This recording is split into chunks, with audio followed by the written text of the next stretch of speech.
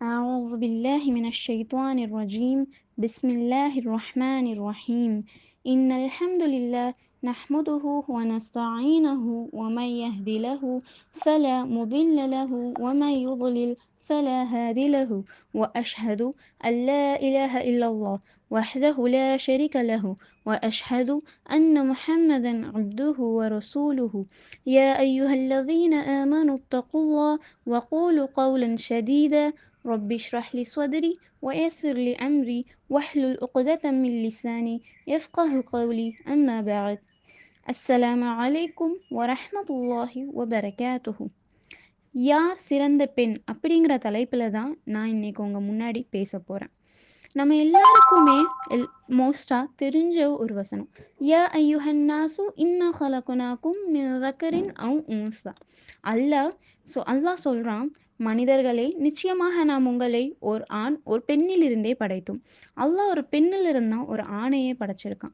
அதே வசனத்தில் அல்லாஹ் சொல்கிறான், பின்னர் நீங்கள் ஒருவரையொருவர் அறிந்து கொள்ளும் பொருட்டு உங்களை கிளைகளாகவும் கோத்திரங்களாகவும் ஆக்கினோம்.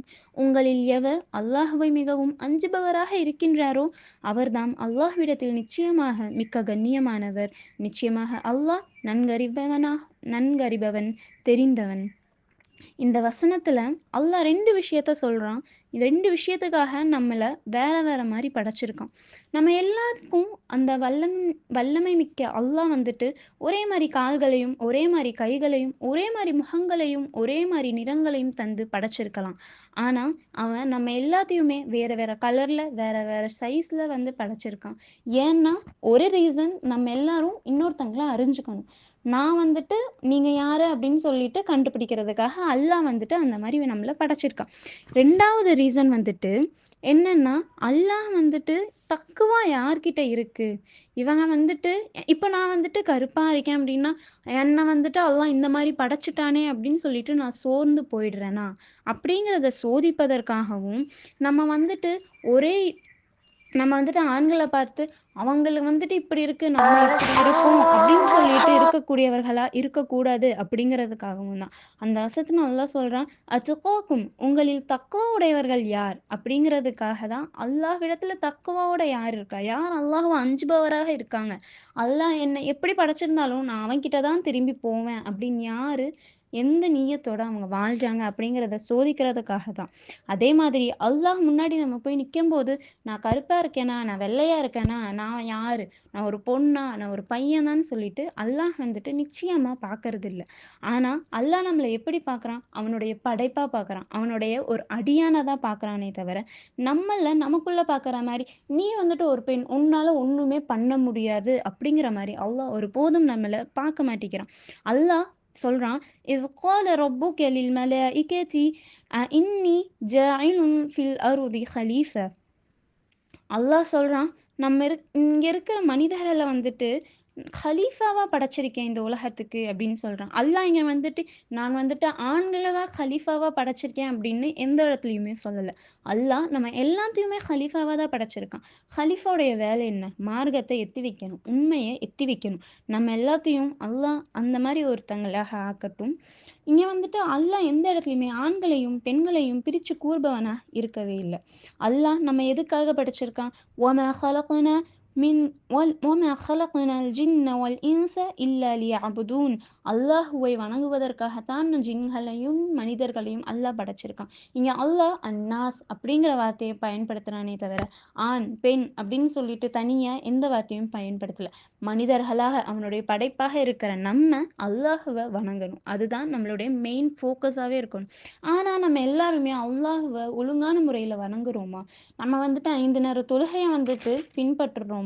இல்லை குர்ஆனை சரியான முறையில் ஓதுறோமா? எத்தனையோ பேர் இன்னைக்கு இப்போ இருக்கிற சூழ்நிலையில் இந்த சமுதாயத்தில் தொழுகையை விடக்கூடியவர்கள் எத்தனையோ பேர் இருக்காங்க.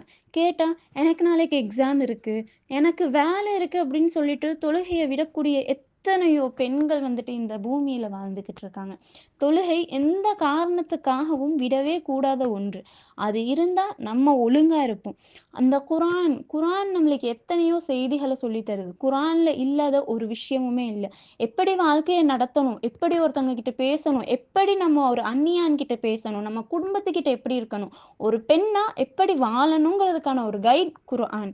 ஆனா நம்மள்ல எத்தன பேர் வந்துட்டு குர்ஆன வந்துட்டு சரியான முறையில ஓதி, அதோடைய தமிழ் மீனிங்க படிச்சு, அதன்படி வாழ்க்கைய நடத்துறவங்களா இருக்கோம்.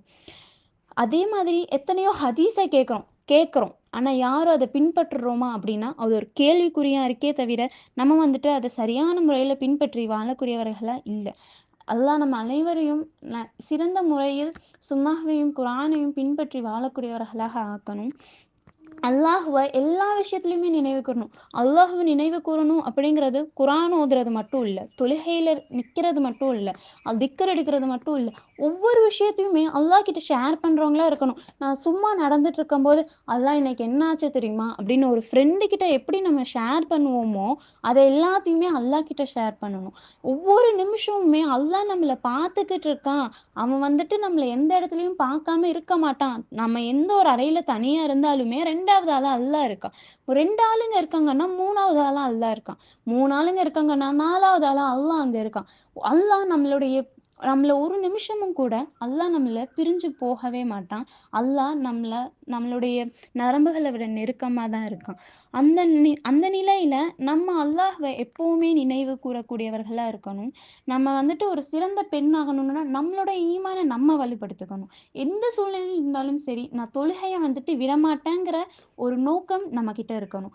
குர்ஆன வந்துட்டு டெய்லியும் ஒரு ஆயத்துக்காச்சும் தமிழ் மீனிங் படிச்சு, அதன்படி வாழக்கூடியவர்களா இருக்கணும். எந்த ஹதீஸ கேட்குறோமோ, எத நம்மளுக்கு நல்லதுன்னு சொல்லி சுன்னாவா, ரசூலுல்லாஹ் வழிகாட்டி குடுத்துருக்காங்களோ, அத பின்பற்றி வாழக்கூடியவர்களா இருக்கணும். அதே மாதிரி, சரி நான் குர்ஆன் ஓதிட்டேன், நான் தொழுகுறேன், நான் வந்துட்டு ஹதீஸ் எல்லாம் படிச்சு, அதன்படி பின்பற்றுறேன். அப்புறம் அல்லாஹ்வையும் வந்துட்டு நினைவு கூர்ந்துகிட்டே இருக்கேன். இப்ப நான் வந்துட்டு சிறந்த பெண் ஆயிட முடியுமா? அப்படின்னு கேட்டா, நிச்சயமா இல்ல. யார் ஒருத்தவங்க அவங்களுடைய கேரக்டர சரியான வழியில பில்ட் பண்றாங்களோ, அவங்க தான் சிறந்த பெண்ணாக முடியும். நம்ம எல்லாமே பண்ணிட்டு, ஒரே நாள்ல வந்துட்டு யாரையாவது ஒருத்தவங்கள திட்டிட்டு, சாபம் விட்டுட்டு போயிட்டோம்னா, நம்ம கேரக்டர் ஒழுங்கா இல்ல அப்படின்னா, நம்ம அந்த இடத்துல சிறந்த பெண்ணாக நிச்சயமா இருக்க முடியாது. அதுக்கு உதாரணம் நம்ம எல்லாத்துக்குமே தெரிஞ்ச ஒரு ஹதீஸ் தான். ஒரு பெண் இருக்காங்க. அவங்க இருக்கிற எல்லா அமல்களும் பண்றாங்க. தஹஜ்ஜுத் தொழுகுறாங்க. எல்லாமே பண்றாங்க. எல்லாமே பண்ணிட்டு அவங்க நரகத்துக்கு போறாங்க.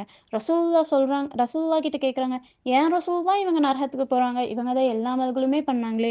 தொழுதாங்க, திக்ர் எடுத்தாங்க, குர்ஆன ஓதுனாங்க, தஹஜ்ஜுத்க்கு போனாங்க. இருந்தும் அவங்க ஏன் ரசூலுல்லாஹ் அவங்க அந்த மாரி ஆனாங்கன்னு?" கேட்கும்போது, அவங்க ஒரு பூனைய கொடுமை பண்ணாங்க அப்படின்னு சொன்னாங்க ரசூல் ஸல்லல்லாஹு அலைஹி வஸல்லம். அப்ப நெனச்சு பாருங்க. நம்ம எத்தன அமல்கள் செஞ்சாலுமே, நம்மள சீர்திருத்தாத வரையும், நம்ம கேரக்டர கரெக்ட் பண்ணிக்காத வரையும், நம்மளால நிச்சயமா வந்துட்டு சரியான ஒரு பெண்ணா, சிறந்த பெண்ணா வாழ முடியாது. சரி நம்ம கேரக்டர பில்ட் பண்ணணும்னா, நம்ம என்னலாம் பண்ணணும்? நம்ம எப்படி சிறந்த பெண்ணாகணும்? நம்மள நம்பி யாராச்சும் ஒருத்தவங்க வராங்கன்னா, அவங்கள எந்த நிலையிலுமே கைவிடாதவர்களா நம்ம வந்துட்டு இருக்கணும். நம்ம அவங்களுக்கு உண்மையா இருக்கணும். நம்ம ஒருத்தவங்களுக்கு உண்மையா இருந்தா மட்டும் தான் அவங்க நம்மளுக்கு உண்மையா இருப்பாங்க. சரி நான் வந்துட்டு அவங்களுக்கு உண்மையா இருக்கேன். ஆனா அவங்க என்ன வந்துட்டு ஏமாத்துறாங்களே! அந்த சூழ்நிலையில நான் என்ன பண்ணணும்? ஒண்ணும் பண்ணாதீங்க. பொறுமையா காத்துக்கொள்ளுங்க. ஏன்னா, பொறுமைங்கிறது தான் பெண்களுக்கான ஒரு மிகப்பெரிய ஆயுதம். அது நம்மளுக்கு நாளைக்கு சொர்க்கத்திலேயே கூட்டிட்டு போய் நிக்க வைக்கும். நம்மள ஒருத்தவங்க எவ்வளோக்கு எவ்வளோ வந்துட்டு கஷ்டப்படுத்திக்கிட்டு இருக்காங்களோ, அவங்களுக்கு முன்னாடி நம்ம பொறுமையா வந்துட்டு இருக்கணும். நம்ம பொறுமையா இருக்க வரையும் மலக்குகள் நம்மளோட இருப்பாங்க. நம்மளுக்காக அவங்க துஆ செஞ்சுகிட்டு இருப்பாங்க. அதனாலே எந்த ஒரு சூழ்நிலையா இருந்தாலும் நம்ம நம்பகத்தன்மை உடையவர்களா இருக்கணும். இவ கிட்ட சொன்னா, இவள நம்பி வந்தா, இவ எந்த ஒரு சூழ்நிலையிலும் நம்மள கைய விடமாட்டா அப்படின்னு சொல்லிட்டு நம்புறவங்களா வந்துட்டு நம்ம இருக்கணும். அதே மாதிரி 4 பேர்கிட்ட வந்துட்டு பொறுமையா பேசணும். இப்ப எல்லார் வீட்லயுமே குழந்தைங்கலாம் இருப்பாங்கல்ல. அந்த குழந்தைங்க ஏதாவது கொஞ்சம் சுட்டித்தனம் பண்ணா கூட, "நீ என்ன இப்படி பண்ணிட்டு இருக்கேன்னு" சொல்லிட்டு சாப விடுற நெறைய அம்மாக்கள் வந்துட்டு இந்த சமுதாயத்துல இப்ப இருக்காங்க. ஆனா, அந்த மாரி ஒரு ஆளா வந்துட்டு நம்ம நிச்சயமா இருந்துடவே கூடாது. ஏன்னா, குழந்தைகள் அப்படிங்கிறது வந்துட்டு நம்ம எப்படி அவங்கள பார்க்குறோமோ, அவங்க அதன்படி தான் வளருவாங்க. நம்ம திட்டி திட்டி வளர்த்து வளர்த்து இப்ப இருக்கிற நெறைய குழந்தைகள் வந்துட்டு டிப்ரஷன் அம்மா திட்டுறாங்க அப்படின்னு சொல்லிக்கிட்டு நெறைய பேர் அந்த மாரி இருக்காங்க. இப்போ ரீசென்ட்டா நான் கேள்விப்பட்ட ஒரு விஷயம், 24 வயசுல இருக்கிற ஒரு பையன். அவங்க வீட்ல வந்துட்டு அவங்க அம்மா திட்டிட்டாங்க அப்படிங்கிறதுக்காக, பூச்சி மாத்திரை சாப்பிட்டு தூக்குல தொங்கிட்டான். அப்ப அந்த நிலைமையில நம்ம வந்துட்டு புள்ளைங்க கிட்ட பொறுமையா, இரக்கமுடையவர்களா நடந்துக்கணும். அதே மாரி மத்தவங்கள வந்துட்டு நம்ம மன்னிக்கக்கூடியவர்களா இருக்கணும். நம்ம வந்துட்டு எந்த ஒரு சூழ்நிலையா இருந்தாலுமே, அவங்க தப்பே பண்ணியிருந்தாலுமே, நம்ம மத்தவங்கள மன்னிக்காத வரையும், நம்மள அல்லாஹ் வந்துட்டு மன்னிக்க மாட்டான். ரசூல் ஸல்லல்லாஹு அலைஹி வஸல்லம் சொல்றாங்க, ஒரு சஹாபி கேட்குறாங்க, "நான் வந்துட்டு இவங்கள மன்னிக்கட்டுமா? மன்னிப் நான் வந்துட்டு இவங்க இந்த மாரி தப்பு பண்ணியிருக்காங்க. நான் மன்னிக்கட்டுமா?" அப்படின்னு கேட்கும்போது, ரசூலுல்லாஹ் சொல்றாங்க, நீங்க வந்துட்டு மன்னிக்காததும் உங்க இஷ்டம். ஆனா நீங்க மன்னிச்சீங்கன்னா, அல்லாஹ் உங்கள மன்னிப்பான் அப்படின்னு சொல்றாங்க. அவங்க என்ன தப்பு பண்ணாலுமே அவங்கள மன்னிச்சிடுங்க. அல்லாஹ் உங்கள மன்னிக்கணும்னா. அதே மாதிரி அத வந்துட்டு பொறுமையோட சகித்துக் கொள்ளுங்க. அல்லாஹ் அதுக்கான கூலிய நாளைக்கு மறுமையில தருவான். நம்ம எல்லாருமே வந்துட்டு நம்மள வந்துட்டு மறைக்கக்கூடியவர்களா இருக்கணும். நம்ம அழக வெளிப்படுத்தக்கூடியவர்களா நிச்சயமா நம்ம ஆயிடவே கூடாது. நம்ம வந்துட்டு நம்ம எவ்வளோக்கு எவ்வளோ வந்துட்டு ஹிஜாபா இருக்க முடியுமோ, அந்த மாரி ஹிஜாபா இருக்கணும். இப்ப இருக்க எத்தனையோ ஆன்லைன் இன்ஃப்ளூயன்சர்ஸ் எல்லாருமே வந்துட்டு முஸ்லீமா இருக்காங்க. மோஸ்ட் ஆஃப் தெம் அவங்க வந்துட்டு அவங்களுடைய அழக ஃபுல்லா வெளிப்படுத்துறாங்க. அவங்களோட ட்ரெஸ் ஒழுங்கு இல்ல. அவங்க கிட்ட ஹிஜாப் இல்ல. அவங்க பேசுற முறை சரியில்ல. ஹிஜாப் அப்படிங்கிறது நம்ம போடுற ஷால் மட்டும் இல்ல, நம்மளோட பேச்சுலயும் இருக்கணும். நம்ம அசிங்கமான வார்த்தைகள்லயும், அசிங்கமான செயல்கள்லயும் ஈடுபடக்கூடாது. அதே மாதிரி நம்மளுடைய மானத்த நம்ம தான் பாதுகாத்துக்கணும். நம்மளுடைய ரெஸ்பெக்ட் வந்துட்டு நம்மள மறைச்சோம்னா, நம்மளுக்கு கண்ணியமா பார்ப்பாங்க. நம்மளுக்கு கண்ணியத்த தருவாங்க. 4 இடத்துல வந்துட்டு ஹிஜாபோட போய் நிக்கிறதுக்கும், ஹிஜாப் இல்லாம போய் நிக்கிறதுக்குமே பெரிய வித்தியாசம் இருக்கு. ஹிஜாபோட போய் நின்னு பார்த்தா, அந்த கண்ணியம் நமக்கு தனியா கிடைக்கும். நம்மள ரெஸ்பெக்ட்டோட பார்ப்பாங்க. தப்பான கண்ணோட்டத்துல பார்க்க அங்க சான்ஸே இல்ல. அதே மாதிரி ஒரு 4 பேர் உங்ககிட்ட தப்பான விஷயத்த எடுத்துட்டு வராங்க. 4 பேர் வந்துட்டு 4 பேர் வந்துட்டு, நீங்க வந்துட்டு இந்த மாரி "அவ தெரியுமா? அவ வந்துட்டு இந்த மாரி பண்ணிட்டா" அப்படின்னு சொல்லிட்டு உங்ககிட்ட பேச வராங்க. ஒரு தப்பான விஷயத்த உங்ககிட்ட பரப்ப வராங்கன்னா, நீங்க அதுலருந்து விலகுறது தான் ஒரு சிறந்த பெண்ணா இருக்கிறவங்களுக்கு வந்துட்டு சிறந்ததா இருக்கும். ஏன்னா, நம்ம ஒரு தப்பான விஷயத்த கேட்போம். அத கேட்டுட்டு, இவலாம் இப்படி இருக்கா. நம்மளால இப்படி வாழ முடியாதா?" அப்படின்னு சொல்லிட்டு நம்மளுக்கு தோண ஆரம்பிச்சுரும். அந்த மாரி ஒரு நாளும் வந்துட்டு இருக்கக்கூடியவங்களா நம்ம இருந்துறக்கூடாது. அது தப்புனா, தப்புன்னு சொல்லி அவங்கள திருத்தணும். அவங்கள திருத்த முடியாத பட்சத்தில வந்துட்டு நம்ம அமைதியா வந்துரணும். அவங்கள வந்துட்டு நம்மள நேர்வழிக்கு கூட்டிட்டு வர நம்ம முயற்சி பண்ணணும். அல்லாஹ் அவங்களுக்கு ஹிதாயத்த தர்றது அல்லாஹுடைய கையில இருக்கு. அவங்களுக்காக பிரார்த்தித்து நம்ம அதுலருந்து வெளிய வந்துரணுமே தவிர, "ஓ! அவளே இந்த மாரியெல்லாம் தப்பு பண்றா. நான் ஏன் பண்ணக்கூடாது?" அப்படின்னு சொல்லிட்டு நெனைக்கிறவங்களா நம்ம இருந்துறவே கூடாது. தப்புன்னு தெரிஞ்சா அதுலருந்து நம்ம விலகிடணும். சரி, நான் இது எல்லாமே பண்றேன். என் கேரக்டர பில்ட் பண்ணிட்டேன். என் ஃபேமிலி கிட்ட நான் எப்படி இருக்கணும்? நான் ஒரு சிறந்த மனைவியா இருக்கணும். ஒரு சிறந்த அம்மாவா இருக்கணும். ஒரு நல்ல பொண்ணா இருக்கணும். இதுக்கு எல்லாத்துக்குமே உதாரணமா ஒருத்தங்க. ஃபாத்திமா ரலியல்லாஹு அன்ஹா. அவங்க அலி ரலியல்லாஹு அன்ஹுக்கு ஒரு சிறந்த மனைவியா இருந்தாங்க. ரசூல் ஸல்லல்லாஹு அலைஹி வஸல்லம்க்கு ஒரு சிறந்த பெண்ணா இருந்தாங்க. ஹசன், ஹுசைன் ரலியல்லாஹு அன்ஹுமா அவங்களுக்கு ஒரு சிறந்த அம்மாவா இருந்தாங்க. அவங்களுடைய வாழ்க்கையிலருந்து நம்ம நெறைய படிப்பினைகள் தெரிஞ்சுக்கணும். எல்லா சூழ்நிலையுமே அவங்க பொறுமையா காத்துக்கிட்டாங்க. ஒரு ஃபேமிலிய எப்படி ரன் பண்ணணும்? ஒரு பெண்ணால இதெல்லாம் பண்ண முடியுமா? அப்படிங்கிற அளவுக்கு வந்துட்டு அவங்க ஃபேமிலிய பார்த்துக்கிட்டாங்க. அவங்களுடைய அழக மத்தவங்களுக்கு வெளிக்காட்டல. அதே மாதிரி அவங்கள அவங்க பாதுகாத்துக்கிட்டாங்க. அதனால தான் சொர்க்கத்தின் தலைவியா வந்துட்டு இருக்காங்க. அதே மாதிரி ஒரு சிறந்த சப்போர்ட்டிங் சிஸ்டரா இருக்கணும். ஏன்னா, இங்க இருக்கிற நெறைய பேர் வந்துட்டு ஒரு தங்கச்சிக்கோ, இல்ல தம்பிக்கோ, ஒரு அண்ணனுக்கோ ஒரு சிப்லிங்கா தான் இருப்பாங்க. அந்த நிலையில இப்ப இருக்கிற ஆண்கள் எல்லாருமே நேரான வழியில இருக்காங்களா? எத்தனையோ பேர் வேற வேற வழியில தப்பு பண்றவங்களா தானே இருக்காங்க. அப்போ அந்த வேலைய நம்ம பார்க்கணும். என் தம்பி ஒழுங்கா இருக்கானா? அவன் தொழுகுறானா? அவன் குர்ஆன் ஓதுறானா? அப்படின்னு சொல்லிட்டு பார்க்குற கடமை நம்மளுக்குமே இருக்கு. அவங்க அதெல்லாம் பண்ணல அப்படின்னா, நம்ம அவங்களுக்கு எத்தி வைக்கணும். இது இல்ல, இது தப்பு, இத பண்ணாத, இதுலருந்து விலகிடுன்னு சொல்லக்கூடியவங்களா இருக்கணும். உமர் ரலியல்லாஹு அன்ஹு அவங்களுடைய தங்கச்சி இஸ்லாத்த ஏத்ததுக்கு அப்புறமே பயந்துட்டு அவங்க கிட்ட சொல்லல. ஆனா, அந்த விஷயம் உமர் ரலியல்லாஹு அன்ஹுக்கு தெரிஞ்சதுக்கு அப்புறம், அங்க போனோனே அத்தன அடியும், உதையும் வாங்கிக்கிட்டு குரானை ஓதி காமிச்சு அவங்கள இஸ்லாத்துக்கு வந்துட்டு மாற்ற வச்சாங்க இல்லையா, அந்த மாதிரி ஒரு சகோதரியாக வந்துட்டு இருக்கணும். அதே மாதிரி இந்த சரி என் ஃபேமிலிக்கு வந்துட்டு நான் கரெக்டாக இருக்கேன், என் கேரக்டரை பில்ட் பண்ணிட்டேன், எல்லா அமல்களுமே செய்கிறேன் அப்படின்னா நம்ம அதோட நின்றக்கூடாது. இந்த சமுதாயத்துக்கு வந்துட்டு நம்ம ஒரு சிறந்த பெண்மணியா இருக்கணும். நம்மள வந்துட்டு முன்னுதாரணமா வந்துட்டு எடுத்து வாழக்கூடியவர்களா வந்துட்டு மத்தவங்க இருக்கணும். இந்த பொண்ண பாரு எப்படி இருக்கா, இந்த மாரி இருக்கணுங்கிற மாரி நம்ம வாழ்ந்து காமிக்கணும். நம்மளுக்கு என்ன தெரியுமோ அத மத்தவங்களுக்கு வந்துட்டு சொல்லி தரணும். இந்த மாரி இருக்காதீங்க, இது தப்பு, இதுலேருந்து விலகிடுங்க அப்படின்னு சொல்லக்கூடியவங்களா வந்துட்டு நம்ம இருக்கணும்.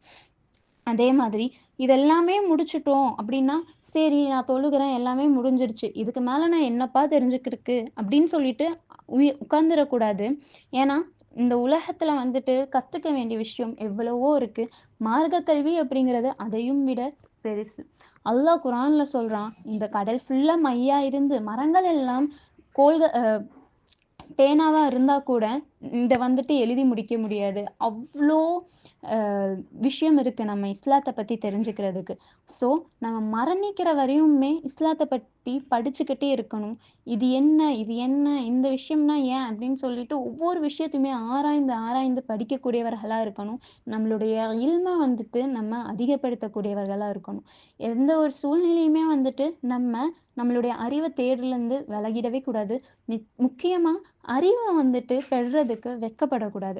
நான் ஒரு தப்பு பண்ணிட்டேன் அப்படின்னு சொல்லிட்டு, அதுலருந்து சரி நான் இது வேண்டாம், இதோட நம்ம அப்படியே நிப்பாட்டிக்கலாம் அப்படின்னு சொல்லிட்டு நிச்சயமாக நம்ம இருந்துடவே கூடாது. நம்ம வந்துட்டு அந்த தப்புலருந்து உணர்ந்து, சரி நான் இது இப்படி பண்ணேன், இப்போ இந்த மாரி பண்ணா சரியா இருக்கும் அப்படின்னு சொல்லிட்டு போய் அந்த லைஃப மறுபடியும் பார்க்கணும். அதுல என்ன நம்மளுக்கு வந்துட்டு பாடம் கிடைச்சதோ, அத வந்துட்டு எடுத்துக்கணும்.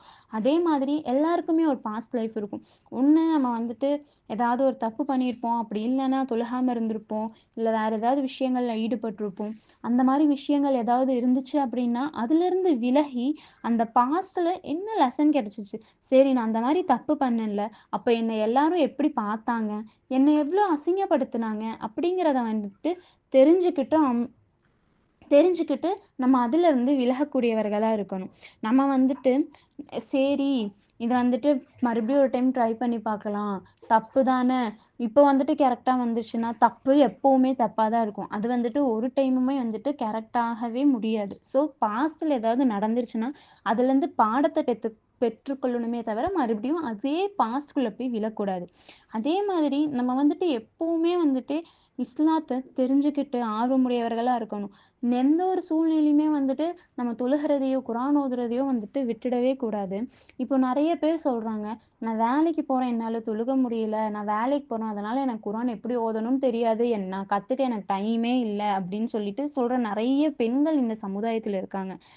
இப்போ ஸ்கூல் படிக்கிற குழந்தல்லாம், "நான் நாளைக்கு எக்ஸாம் இருக்கு. அதனால நான் நோன்ப விடுறேன்." அப்படின்னு சொல்லிட்டு சொல்ற எத்தனையோ பெண்கள் எல்லாம் இருக்காங்க. அந்த மாரி ஒரு நாளுமே வாழ்ந்துறக்கூடாது. நம்மளுடைய கண்ணியத்த நம்ம பார்த்துக்கணும். ஹதீஜா ரலியல்லாஹு அன்ஹு வந்துட்டு எப்படி அவங்க பிசினஸ் பண்ணிட்டு தான் இருந்தாங்க. ஆனா இஸ்லாத்த ஏத்ததுக்கு அப்புறமுமே அத பண்ணி அதுல இருந்த ப்ராஃபிட் எல்லாமே இஸ்லாத்துக்காக செலவு பண்ணாங்க. நம்ம எவ்ளோ சம்பாதிச்சாலுமே நம்ம வந்துட்டு இஸ்லாத்துக்காக அப்படின்னு சொல்லிட்டு ஒரு பங்க கண்டிப்பா எடுத்து வைக்கணும். ரசூல் ஸல்லல்லாஹு அலைஹி வஸல்லம் சொல்றாங்க, பெண்கள் எல்லாம் ஈஸியா ஜன்னத்துக்கு போகலாம் அப்படின்னு. எப்படின்னா, நம்ம எல்லாம் ரொம்ப லக்கி. ஒரு 4 விஷயம் பண்ணா போதும். அல்லாஹ் நம்மளுக்கு சொர்க்கத்துல இருக்க 8 வாசல்ல உனக்கு எந்த வாசல் வேணுமோ, அந்த வாசல் வழியா உள்ள போன்னு சொல்றான். அந்த 4 விஷயம் ஒரு பெண்ணுடைய 5 வக்து தொழுகை. கடமையான தொழுகைய வந்துட்டு அவன் கரெக்ட்டா தொழுதா போதும். அடுத்து ரமதான்ல அவன் நோன்பு நோற்றால் போதும். அதுக்கப்புறம் அவனுடைய அவனுடைய அந்த நோன்பு நோற்கணும் ரமதான்ல. அதுக்கப்புறம் நம்மளுடைய கண்ணியத்த, நம்மளுடைய மாடஸ்டியா நம்மள பாதுகாத்துக்கணும். அதாவது நம்மளுடைய அலங்காரத்த வெளிய காட்டாம நம்ம மறைச்சுக்கணும். இன்னொன்னு நம்மளுடைய கணவன்மார்களுக்கு நம்ம கட்டுப்படணும். இந்த 4 விஷயம் பண்ணா போதும். எந்த சொர்க்கத்து வாசல்ல வேணாலும் நீ உள்ள போய்க்கோன்னு சொல்லிட்டு அல்லாஹ் சொல்றான். சொர்க்கம் எவ்ளோ ஈஸியா நம்ம கைக்கு வருதுல்ல. அதே மாரி தான் நரகமும். நரகம் அப்படிங்கிறது வந்துட்டு ரொம்ப ஈஸி பெண்களுக்கு. ஏன்னா, அவங்க சாபம் சாபம் யாரு விடுறாங்களோ, அவங்க அதிகமா சாபம் விடுறவங்க நரகத்துல இருப்பாங்க. அதே மாரி தங்களுடைய கணவன்மார்களுக்கு வந்துட்டு கட்டுப்படாம, அவங்கள வந்துட்டு கட்டுப்படாம எதிர்த்து வாழ்றாங்க இல்லையா? அவங்களுக்கு வந்துட்டு நரகம். யார் அவங்களுடைய அலங்காரத்த வந்துட்டு மற்ற ஆண்கள் பார்க்கணும், மற்ற ஆண்கள் என்ன பார்த்து ஈர்க்கப்படணும் அப்படின்னு சொல்லிட்டு பண்றாங்களோ அது. யார் வந்துட்டு ஒட்டகத்துடைய ஹம்ப போல அ கொண்ட போடுறாங்களோ அவங்க. இன்னொன்னு, யார் வந்துட்டு ஆண்களை போல ட்ரெஸ் பண்றாங்களோ அவங்க. இந்த மாரி இப்ப எத்தனையோ பேர் வந்துட்டு கேமல் ஹம்ப் மாரி தான் வந்துட்டு ஹிஜாபே போடுறாங்க. அவங்க மண்டைக்கு மேல இருக்கும் அவங்க கொண்ட. அதே மாதிரி ஆண்களை போல தான் மோஸ்ட்டா இப்ப பெண்களே ட்ரெஸ் பண்றாங்க. கேட்டா பேகி ஜீன்ஸ், டீ ஷர்ட்டு, அப்புறம் ஒரு ஷாலு. அந்த ஷால்ல மேல கேம்பல் ஹம்ப். இந்த மாரி இருக்கிறவங்கலாம் நரகம் தீண்டும்னு சொல்லிட்டு ரசூல் ஸல்லல்லாஹு அலைஹி வஸல்லம் வந்துட்டு சொல்றாங்க. இஸ்லாத்துல சிறந்த பெண்மணிகள் எத்தனை பேர் இருக்காங்க? கதீஜா ரலியல்லாஹு அன்ஹு, ஃபாத்திமா ரலியல்லாஹு அன்ஹு, ஆயிஷா ரலியல்லாஹு அன்ஹா, அதே மாரி மரியம் அலைஹிஸ்ஸலாம், ஃபாத்திமா ஆசியா அலைஹிஸ்ஸலாம், இந்த மாரி எத்தனையோ பேர் வந்துட்டு இருக்காங்க. ரசூல் ஸல்லல்லாஹு அலைஹி வஸல்லம் சொல்றாங்க, நி அ மரியம் அலைஹிஸ்ஸலாம் வந்துட்டு அவங்களுடைய பீரியட்ல அவங்க சிறந்த பெண்மணியா இருந்தாங்க. கதீஜா ரலியல்லாஹு அன்ஹு வந்துட்டு இப்ப இருக்கிற இந்த இந்த உம்மத்துக்கு சிறந்த பெண்ணா இருக்காங்க அப்படின்னு சொல்லிட்டு ரசூல் ஸல்லல்லாஹு அலைஹி வஸல்லம் வந்துட்டு சொல்றாரு. எந்த ஒரு விஷயத்துலயுமே வந்துட்டு நம்மளே சீர்திருத்திக்காத வரையும் நம்மளால மத்தவங்கள சீர்திருத்தவே முடியாது. நம்ம தான் சீர்திருத்திக்கணும். எந்த இடத்துல வந்துட்டு நம்மளுக்கு மரியாதை இல்லையோ, அந்த இடத்துல நம்ம நிக்கக்கூடாது. இப்போ நீ சரியா தான் பண்ணிட்டுருக்க. ஆனா, அந்த இடத்துல உனக்கு மரியாதை இல்ல. நமக்கு மரியாதை இல்ல அப்டின்னா, நம்ம அந்த இடத்துல இருந்து விலகிறணும்.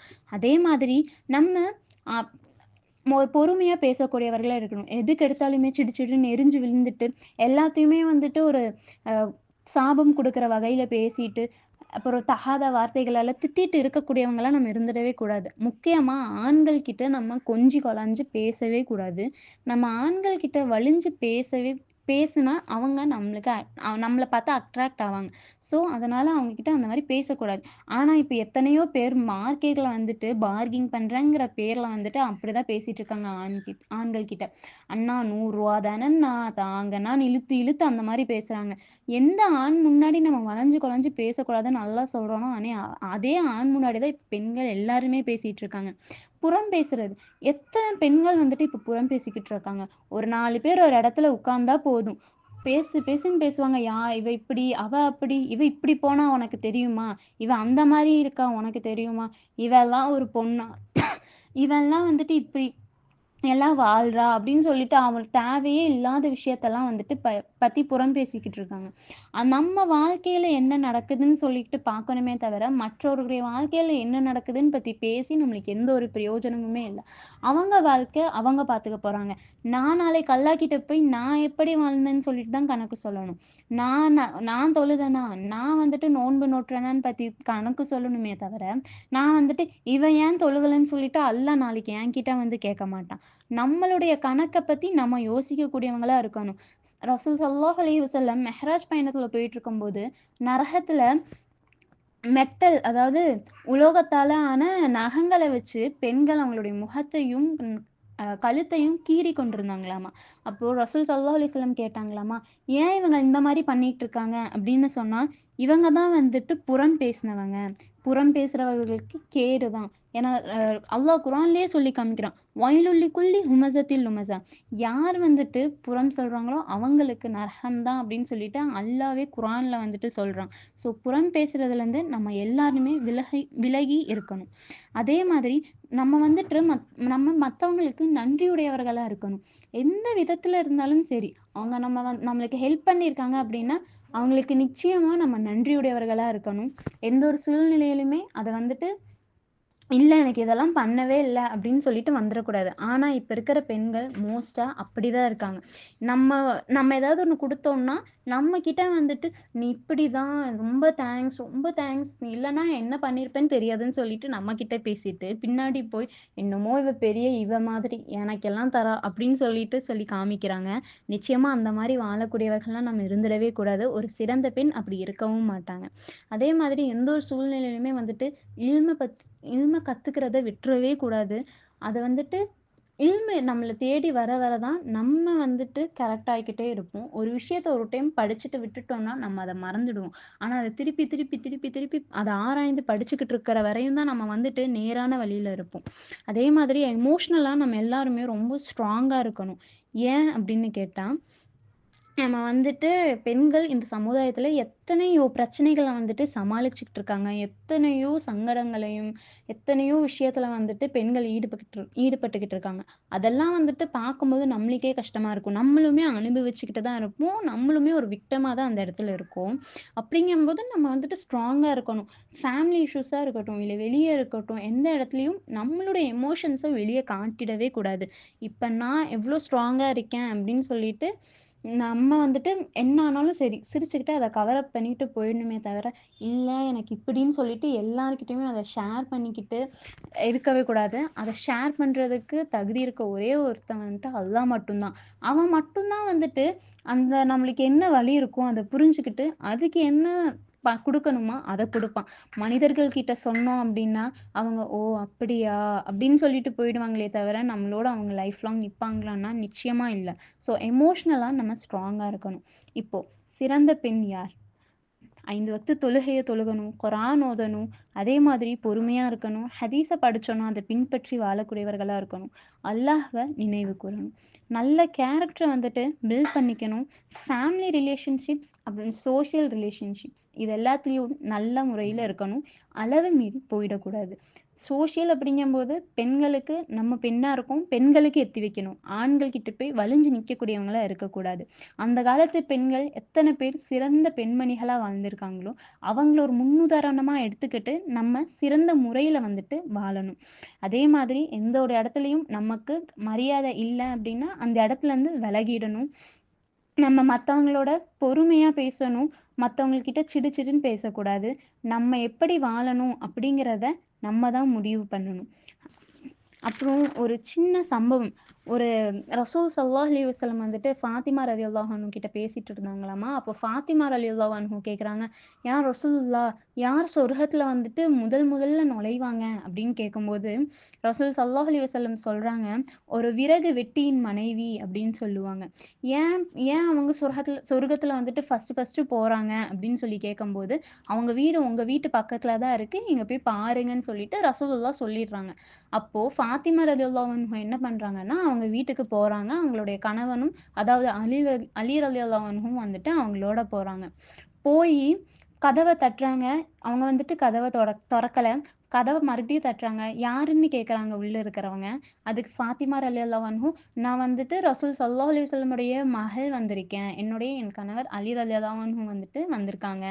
அப்படின்னு வந்துட்டு சொல்றாங்க. அதுக்கு அந்த பெண் வந்துட்டு, நான் வந்துட்டு கதவ தொறக்க மாட்டேன். ஏன்னா, நான் என் கணவன்கிட்ட வந்துட்டு அனுமதி பெறலையே. நீங்க நாளைக்கு வாங்க, நான் வந்துட்டு அனுமதி பெற்று வைக்கிறேன் அப்படின்னு சொல்றாங்க. சரின்னு சொல்லிட்டு ஃபாத்திமா ரலியல்லாஹு அன்ஹு 2வது நாளும் போறாங்க. அப்போ வந்துட்டு ஃபாத்திமா ரலியல்லாஹு அன்ஹாவோட ஹசன், ஹுசைன் ரலியல்லாஹு அன்ஹுமா வந்துட்டு இருக்காங்க. அப்போ போய் மறுபடியும் கதவ தட்டுறாங்க. அவங்க யாருன்னு கேட்குறாங்க. நான் வந்துட்டு ஃபாத்திமாவும், என்னுடைய மகன்களும் வந்திருக்காங்கன்னு கேட்கும்போது, அந்த பெண்மணி சொல்றாங்க, "நான் என் கணவன்கிட்ட நீங்க உள்ள வர்றதுக்காக மட்டும் தான் வந்துட்டு அனுமதி பெற்று வச்சிருக்கேன்.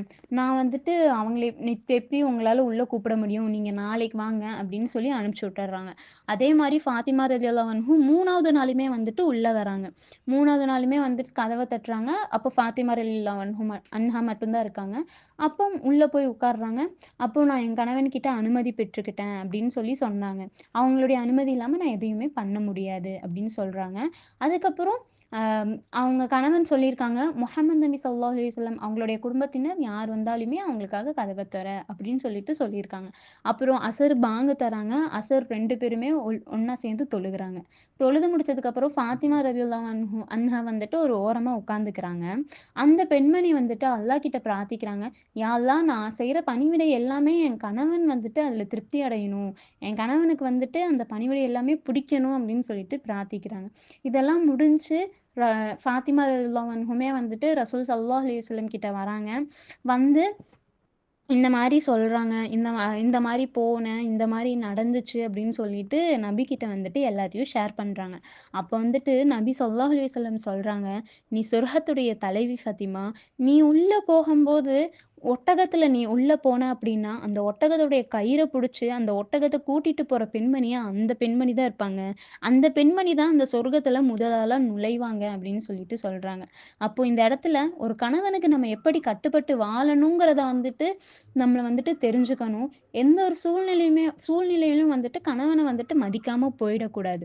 அவங்க வந்துட்டு நம்மளுக்கு நல்லத எத்தி வைக்கிறாங்கன்னா, அத கண்டிப்பா பின்பற்றி தான் வாழணும். அப்புறம் நம்ம இந்த மாரி சில விஷயங்களெல்லாம் தெரிஞ்சு சிறந்த பெண்மணிகளா வந்துட்டு நிச்சயமாக இருக்கணும். நம்மள சிறந்த பெண்மணிகளா ஆக்கி, நம்மளும் நம்மளுடைய கேரக்டர பில்ட் பண்ணி, நம்ம நேர் வழியில இருக்கணும் அப்படிங்கிறதுக்காக அல்லாஹ் கிட்ட பிரார்த்திப்பவளாக விடைபெறுகிறேன். அஸ்ஸலாமு அலைக்கும் வரஹ்மத்துல்லாஹி வபரகாத்துஹு.